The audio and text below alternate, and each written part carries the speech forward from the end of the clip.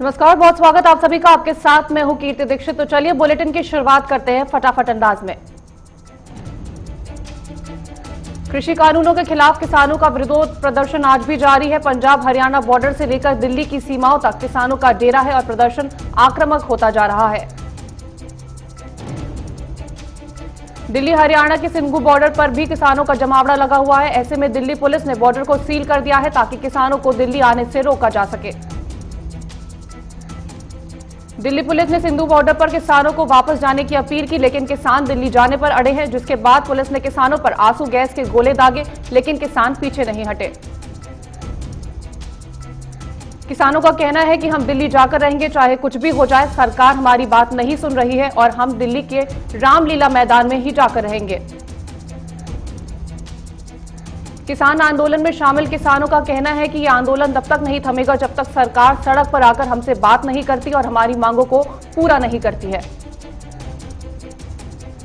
Delhi police ने किसानों के आंदोलन को देखते हुए दिल्ली सरकार से 9 स्टेडियम को अस्थायी रूप से जेल बनाने की अनुमति मांगी है।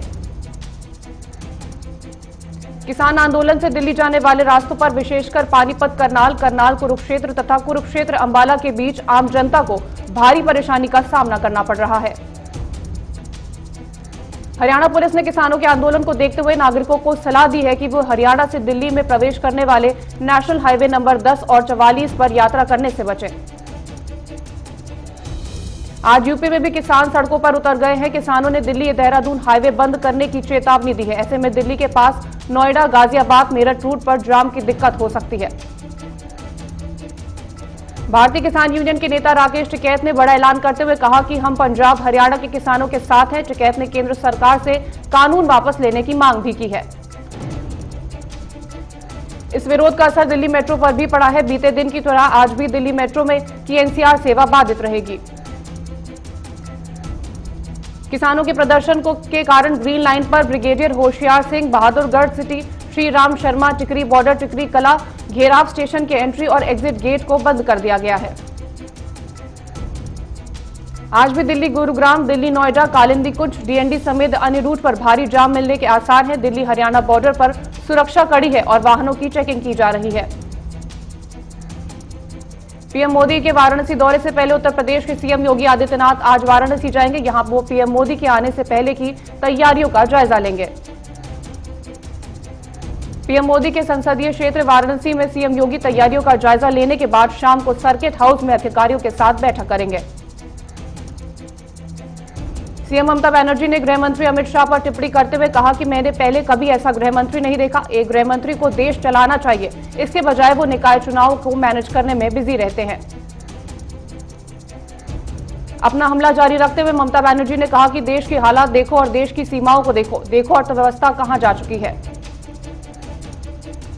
पश्चिम बंगाल के तृणमूल कांग्रेस के बागी नेता और परिवहन मंत्री शुभेंदु अधिकारी ने हुगली रिवर ब्रिज कमीशन के अध्यक्ष पद से इस्तीफा दे दिया है। शुभेंदु अधिकारी ने यह इस्तीफा ऐसे समय दिया है जब उनके सियासी भविष्य को लेकर अटकलें लगाई जा रही थी, क्योंकि काफी समय से वे पार्टी से नाराज चल रहे थे और बगावत का बिगुल फूंक चुके हैं। कंगना रनौत की ओर से ऑफिस तोड़फोड़ मामले में दायर याचिका पर बॉम्बे हाईकोर्ट ने बीएमसी को फटकार लगाई। कहा, बीएमसी की कार्रवाई अधिकारों का दुरुपयोग है। मध्य प्रदेश में शिवराज सरकार की कैबिनेट बैठक में फैसला लिया गया है। शिवराज के मंत्रियों को अब हर महीने अपने अपने विभाग का रिपोर्ट कार्ड देना होगा। उपचुनाव में प्रचंड जीत के बाद हुई बैठक के बाद कैबिनेट मंत्री ने हर हफ्ते अपने विभाग को कामों की समीक्षा बैठक मांगी है। मई में महिला को विभाग की रिपोर्ट देनी होगी। इसके साथ ही कैप्टन अमरिंदर सिंह ने अपने वीडियो कॉन्फ्रेंस में कांग्रेस के नेताओं से अपील की है कि वे ऐसे गंभीर मुद्दों को पार्टी फोरम में ही उठाएं।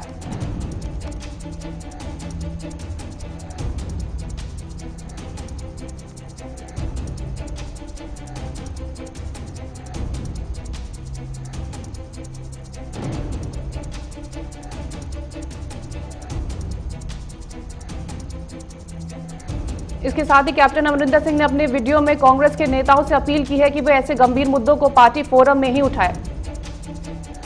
चारा घोटाला मामले में सजा काट रहे राजद प्रसाद लालू यादव की जमानत याचिका पर झारखंड की रांची हाईकोर्ट आज सुनवाई करेगी।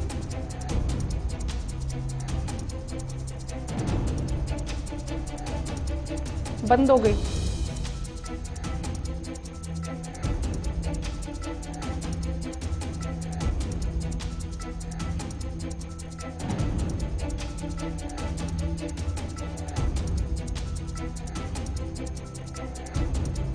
केंद्रीय स्वास्थ्य मंत्रालय के मुताबिक भारत में कोरोना के एक्टिव मामलों की संख्या 4,55,555 है, जबकि देश में अब तक 1,35,715 कोरोना मरीजों की मौत हो चुकी है। भारत में पिछले 24 घंटे में कोविड-19 के 43,044 मरीज संक्रमित हुए हैं। वहीं इस दौरान 492 मरीजों ने वायरस के चलते जान गंवाई है। राजधानी में कोरोना मामलों की कुल संख्या 5,50,000 के पार हो चुकी है। दिल्ली में गुरुवार को एक दिन में कोविड-19 के 5,457 नए मामले सामने आए, जबकि 91 मरीजों की मौत हो गई। महाराष्ट्र में गुरुवार को कोरोना के 6,406 नए मामले सामने आए और 56 लोगों की मौत हुई है। राज्य में 35 दिन बाद कोरोना के एक दिन में ये सबसे अधिक मामले हैं। राजस्थान में कोरोना वायरस संक्रमण के गुरुवार को 3,180 नए मामले सामने आए। इसके साथ ही अब तक राज्य में संक्रमित लोगों की कुल संख्या 2,56,947 हो गई। कोरोना संकट के बीच एम्स में कोरोना वैक्सीन के ह्यूमन ट्रायल की तीसरे फेज की शुरुआत हो चुकी है। एम्स के न्यूरो साइंस सेंटर के चीफ डॉक्टर एमवी पद श्रीवास्तव और 3 अन्य वॉलेंटियर को पहली डोज दी गई। देश में कुल 25,800 लोगों पर कोरोना वैक्सीन का ट्रायल होना है। वैक्सीन की 2 डोज होगी। पहली डोज देने के 28 दिन बाद दूसरी डोज दी जाएगी। कोरोना संक्रमण पर नियंत्रण के लिए रात्रि कर्फ्यू लगाने पर दिल्ली सरकार 3-4 दिनों में निर्णय ले सकती है। हालांकि अभी इस फैसले पर कोई अनुमान नहीं लगाया गया है।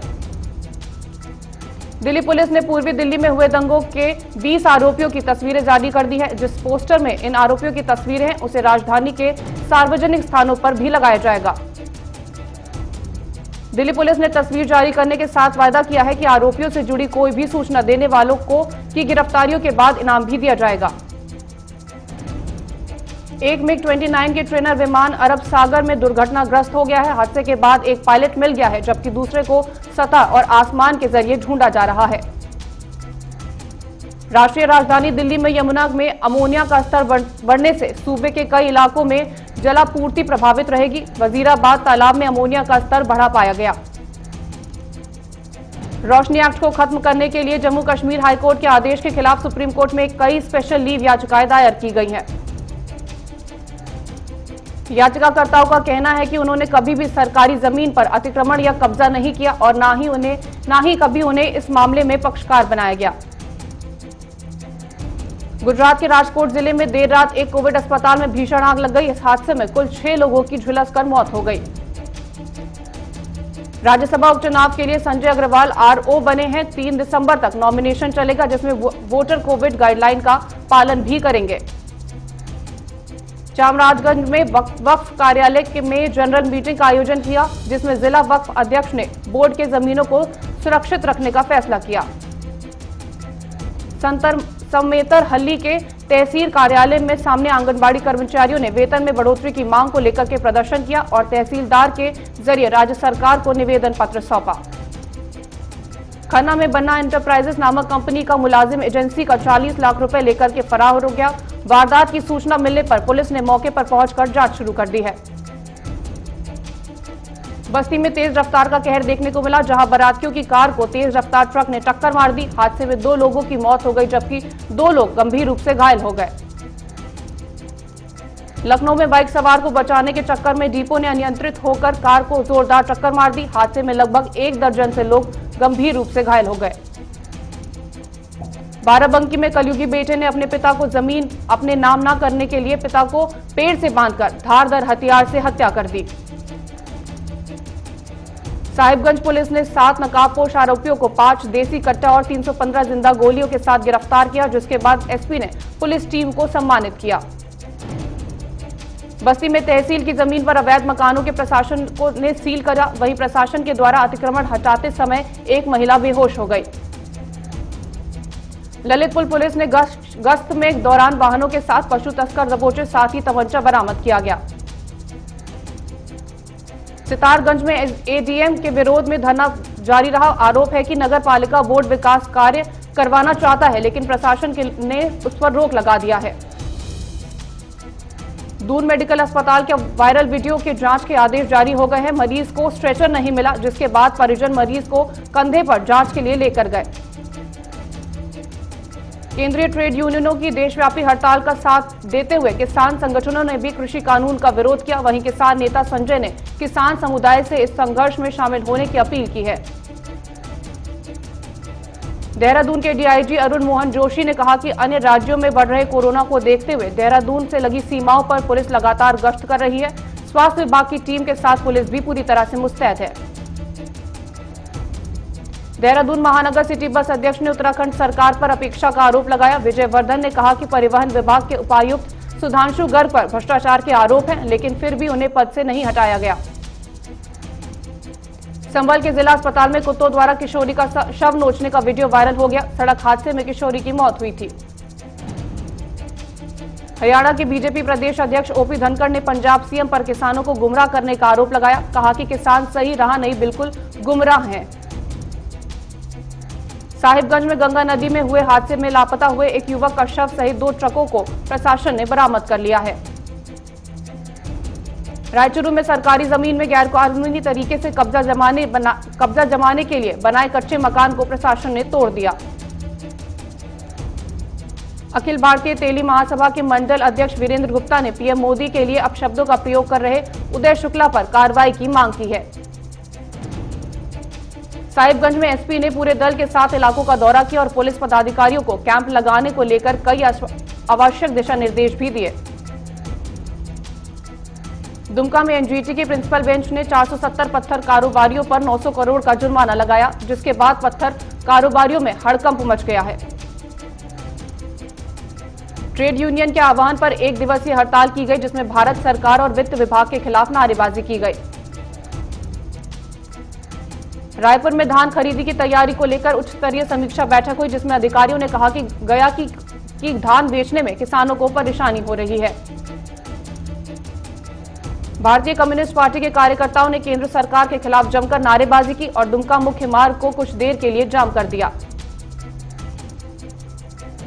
पाकुड़ में चिन्हित पत्थर माफियों पर अवैध खनन को लेकर के 250 पत्थर कारोबारियों पर डीसी ने कड़ी कानूनी कार्रवाई करने का दिशा निर्देश दिया है। केंद्र सरकार के खिलाफ 24 घंटे का भारत बंद का आंशिक असर अररिया में देखने को मिला, जिसमें संगठनों ने सड़क पर विरोध मार्च निकालकर प्रदर्शन किया। जूनियर इंजीनियर की मौत मामले में सीएम भूपेश बघेल ने कहा कि किसी की भी कस्टडी में मौत दुखद है, इसलिए मामले की जांच पूरी तरह से की जाए। बिहार विधानसभा में विपक्ष ने किसानों के मुद्दे पर प्रदर्शन किया और जमकर नारेबाजी की। जोधपुर पुलिस ने 34 किलोग्राम अवैध डोडा पोस्ट के साथ एक तस्कर को गिरफ्तार किया, लेकिन साथी तस्कर अंधेरे का फायदा उठाकर फरार हो गया। पेट्रोल और डीजल के दामों में बढ़ोतरी जारी है। दिल्ली में पेट्रोल 19 पैसे और डीजल 24 पैसे प्रति लीटर महंगा हो गया। सेंसेक्स 66 अंकों की तेजी के साथ 44,325 पर खुला। निफ्टी 25 अंकों की तेजी के साथ 13,012.05 पर खुला है। आरबीआई गवर्नर शांतिकांत दास ने कहा कि कोरोना के बीच भारतीय अर्थव्यवस्था ने उम्मीद से बेहतर रफ्तार पकड़ी है। आईटी सर्विस कंपनी टीसीएस के फाउंडर फकीर चंद कोहली का 96 साल की उम्र में निधन हो गया। कोहली टीसीएस के पहले सीईओ भी थे। रेलवे ने अपनी लाखों कर्मचारी और पेंशन धारकों के लिए एचआरएमएस लॉन्च किया है। इसके तहत कर्मचारियों को पीएफ बैलेंस, पीएफ एडवांस समेत कई जरूरी जानकारियां ऑनलाइन ही मिल सकती हैं। एनएसई के बाद बीएसई ने भी कार्वी स्टॉक ब्रोकिंग को डिफॉल्टर घोषित कर दिया है। बीएसई ने इसकी सदस्यता भी रद्द कर दी है। लक्ष्मी विलास बैंक की सभी शाखाएं अब डीबीएस बैंक की शाखाओं के तौर पर काम करेंगी। लक्ष्मी विलास के ग्राहक अपने अकाउंट को डीबीएस बैंक के कस्टमर के तौर पर ऑपरेट कर सकते हैं। वॉल्ट डिज्नी ने 2021 की पहली छमाही में 32,000 कर्मचारियों की छटनी करने की घोषणा की है। कोरोना के कारण ग्राहकों का संकट होने के चलते कंपनी को यह फैसला लेना पड़ा। सरकार ने क्रूड पाम ऑयल पर लगने वाले इंपोर्ट टैक्स को कम कर दिया है। इसको 37.5% से घटाकर 27.5% कर दिया है। नोकिया ने अपना 2.4 स्मार्टफोन भारत में लॉन्च कर दिया है। कंपनी ने नोकिया 2.4 की कीमत 10,399 रुपए रखी। कंपनी ने इस स्मार्टफोन को चारकोल, डस्क और फियोर्ड रंग में लॉन्च किया है। दुनिया भर में अब तक 6 करोड़ 12 लाख कोरोना वायरस के मामले सामने आ चुके हैं। इनमें से अब तक 14,36,000 लोगों की मौत हो चुकी है। पिछले 24 घंटे में कोरोना के 5,40,000 से ज्यादा नए मामले सामने आए, वहीं 10,953 कोरोना संक्रमितों की मौत हुई है। ऑक्सफोर्ड यूनिवर्सिटी और दवा कंपनी एस्ट्राजेनेका के टीके के प्रभावी होने को लेकर उठ रहे सवालों के बीच कंपनी के सीईओ ने ऐलान किया है कि वह दुनिया भर में अतिरिक्त ट्रायल करा सकते हैं। कोरोना के कहर के बीच रूसी राष्ट्रपति व्लादिमीर पुतिन ने साइबेरिया में एक कोरोना ड्रग प्लांट का उद्घाटन किया, जो कोरोना के इलाज के लिए दवाओं का निर्माण करेगा। चीनी राष्ट्रपति शी जिनपिंग ने सशस्त्र बलों को वास्तविक युद्ध की परिस्थितियों में प्रशिक्षण को मजबूत करने और युद्ध जीतने की अपनी क्षमता को बढ़ाने का आदेश दे डाला है। अमेरिका ने कहा कि वह भारत के साथ है और आतंकवाद के खिलाफ लड़ाई के लिए दृढ़ है। चीन ने कहा कि भारत को ताइवान के नजदीक जाने की बड़ी कीमत चुकानी होगी। यदि भारत के रुख में परिवर्तन नहीं हुआ तो उसे भी कुछ बड़े कदम उठाने होंगे। डोनाल्ड ट्रंप ने कहा कि अगर जो बाइडेन को आधिकारिक तौर पर अमेरिकी राष्ट्रपति चुनाव का विजेता घोषित किया जाता है तो वो व्हाइट हाउस छोड़ देंगे। जर्मनी में आने वाले दिनों में रेल इंजन हाइड्रोजन से चलेंगे। जर्मन रेल कंपनी डाइचे बान ने और सीमेंस मोबिलिटी ने हाइड्रोजन से चलने वाली रेल इंजन को विकसित करने का फैसला किया है। ऑस्ट्रेलिया के अकेडमिक काइली मूर गिलबर्ट को ईरान ने 2 साल बाद रिहा कर दिया। उन्हें जासूसी के आरोप में कैद किया गया था। नेटफ्लिक्स की series fabulous lives of Bollywood wives के टाइटल को लेकर चल रहे विवाद में करण जौहर ने मधुर भंडारकर से माफी मांगी है। अभिनेता अक्षय कुमार की पृथ्वीराज के बाद मानुषी छिल्लर विक्की कौशल के साथ दूसरी फिल्म की शूटिंग शुरू करेंगी। अभिनेता सुधांशु पांडे ने अवार्ड फंक्शन में कोविड-19 प्रोटोकॉल का पालन न करने पर नाराजगी जाहिर की। उन्होंने कहा कि किसी ने मास्क नहीं पहना है। पुलकित सम्राट ने शादी की खबरों पर एक्ट्रेस कृति खन्बंदा ने चुप्पी तोड़ी। कृति ने कहा, हम एक दूसरे को 1.5 साल से डेट कर रहे हैं, फिलहाल करियर पर ध्यान है। वरुण धवन और सारा अली खान की फिल्म कुली नंबर 1 25 दिसंबर को अमेजॉन प्राइम पर रिलीज होगी। इस फिल्म के पोस्टर में 5 अवतारों में नजर आ रहे हैं वरुण धवन। सिडनी में भारत और ऑस्ट्रेलिया के बीच 3 वनडे मैचों की सीरीज का पहला मुकाबला खेला जा रहा है। ऑस्ट्रेलियाई कप्तान फिन ने वनडे करियर में 5,000 रन पूरे कर लिए हैं। उन्होंने भारत के खिलाफ 17वां रन बनाने की उपलब्धि हासिल की है। मैच शुरू होने से पहले दोनों देशों के खिलाड़ी ने डीन जोन्स के सम्मान में 1 मिनट का मौन रखा और बाह पर काली पट्टी बांधकर मैदान में उतरे। टीम इंडिया के कप्तान विराट कोहली ने रोहित शर्मा को लेकर कहा, मुझे नहीं पता कि वो ऑस्ट्रेलिया दौरे पर क्यों नहीं आए। भारतीय तेज गेंदबाज ईशांत शर्मा ने ऑस्ट्रेलिया के खिलाफ टेस्ट सीरीज से बाहर हो गए। वहीं रोहित शर्मा को लेकर आखिरी फैसला 11 दिसंबर को किया जाएगा। फिलहाल रुकते एक छोटे से ब्रेक के लिए फौरन हाजिर होंगे।